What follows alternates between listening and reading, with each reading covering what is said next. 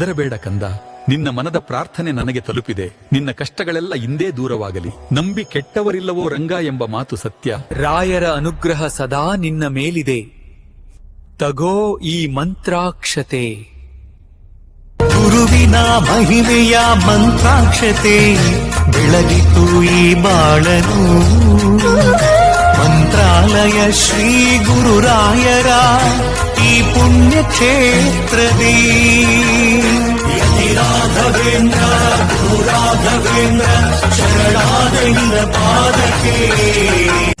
ಓಂ ಹ್ರೀಂ ಶ್ರೀಂ cream ಶ್ರೀಂ ಕುಬೇರಾಯ Ashtalakshmi ಮಮ ಗೃಹಧನಂ ಪುರಯ ಪುರಯ ನಮಃ.